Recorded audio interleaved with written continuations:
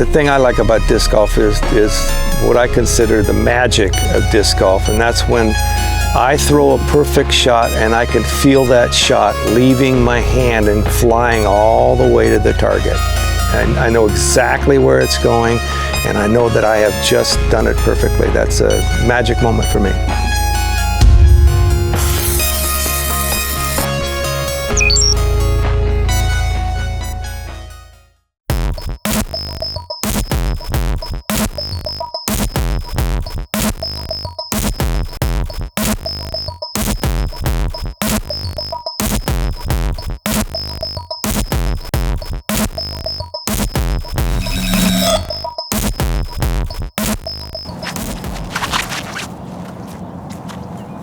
Most of the drives you see on the disc golf course are backhand drives. Now let's go deep into the game and I'm going to show you the proper backhand driving technique. There are two main types of grips. There's a fan grip and the power grip. The fan grip is when you spread all 4 fingers out along the bottom side of the disc. Power grip's tucking all 4 fingers. Fan grip's good for putters, mid-ranges, and controlled drives. I personally like the power grip for big maximum distance because it allows me to transfer more power into the disc itself. Thumb position on top, very important. Your thumb is all you have on top to counterbalance all 4 fingers on the bottom. Thumb positioning right where the rim meets the flight plate itself. Thumb too far in causes a loss of rotation. Thumb too far on the edge will cause the disc to slip out of your hand. You want a nice firm grip. Nothing too tight where it causes you to grip lock your shot. Nothing too loose where the disc can just fall out of your hand. And now for the arm swing.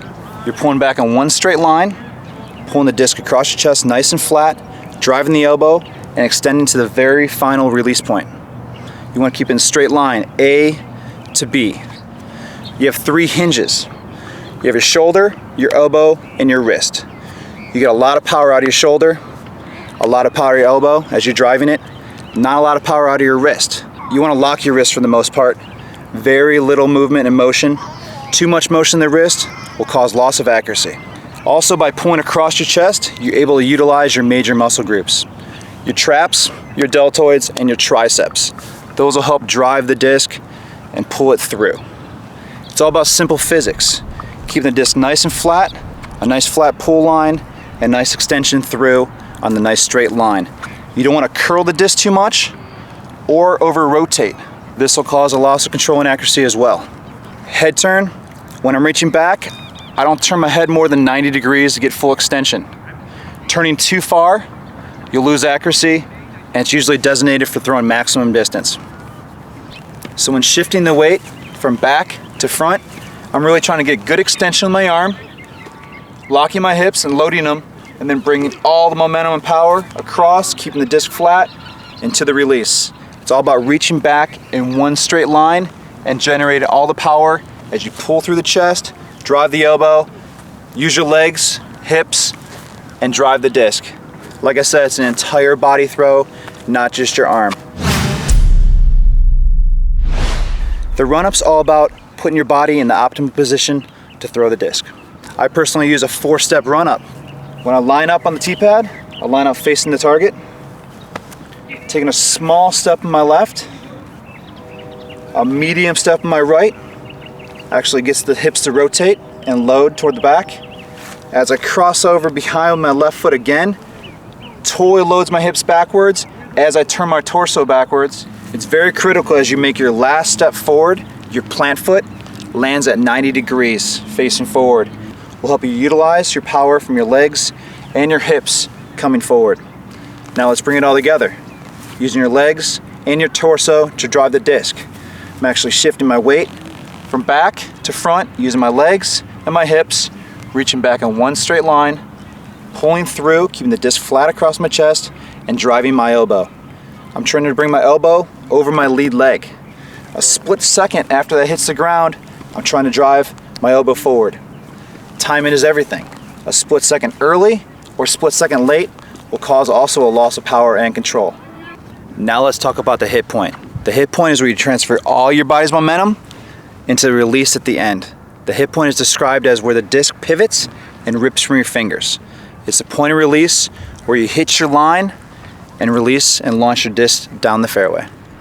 After releasing the disc, you want to follow through, rotating on your plant foot, swinging forward, taking a large left step, rotating your hips and your shoulders, following the shot. It helps maximize distance, also helps with accuracy and control. It also prevents strains on your knees, your hips, your shoulder, and your elbow.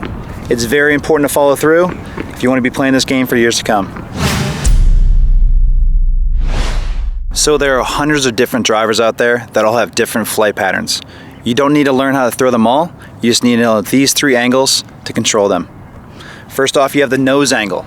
That's the front edge of the disc, and driving the front edge of the disc is the nose. By controlling this and getting the nose down, you'll maximize distance in the field. Next, you have the angle release. That refers to matching the arm angle and matching the line you're trying to hit from a hyzer to a flat to an anhyzer shot. Next is the angle of height. That's if you're throwing uphill, you throw from low to high on the release. If you're throwing downhill, from high to low. Learning these 3 angles will help you throw any disc out there in the game. So here's a tip when throwing the backhand drive. When you're taking your final last step, your plant foot, land at 90 degrees, perpendicular to your body, and you're transferring your lower leg energy and momentum and shifting it on that front leg. As you're turning, you're gonna rotate on your heel. Not so much lifting it off the ground, but rotating and spinning on the heel. It's a cleaner rotation that'll produce a lot more power. Typically you'll see other players, if they rotate on the ball of their foot, lose a lot of power and control. So it's planting, rotating, and spinning as you follow through into your shot. That's your pro tip. Take it or leave it. 3 key points to the backhand drive. Controlling the angle of the disc. Have your arm swing angle match the angle that you want to throw the disc. Visualize the line. Body alignment. The main objective of the run-up is to put your body in the optimum position to deliver the disc. Timing. Timing is everything. A split second early or a split second late will result in reduced distance and control.